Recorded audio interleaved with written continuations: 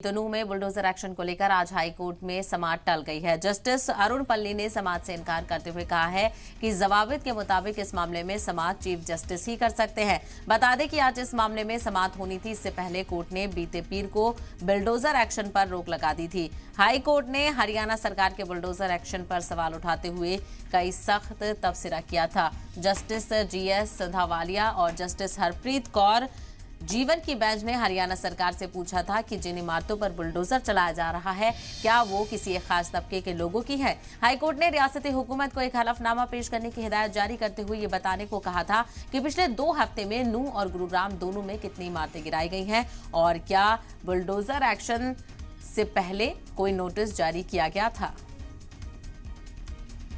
और इसी को लेकर मजीद जानकारी हासिल करेंगे। विजय राणा हमारे नुमाइंदे हमारे साथ जुड़ गए हैं। विजय, हालांकि अहम समाअत होने वाली थी, सरकार की तरफ से जवाब दाखिल करना था, क्या वजह बताई जा रही है, क्यों समाअत टाली गई?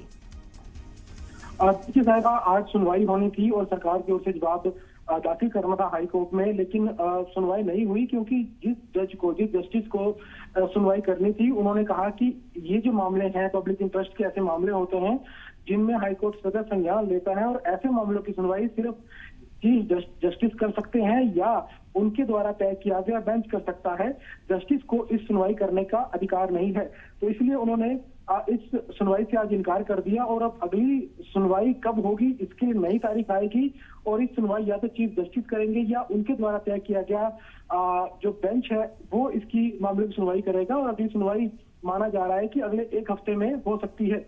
हालांकि नई तारीख जो है अभी बाकी है। एडिशनल एडवोकेट जनरल हरियाणा से बात हुई जिसमें उन्होंने कहा कि जवाब तैयार कर लिया गया है, हम लोग तैयार सभी सवालों के कर लिए हैं।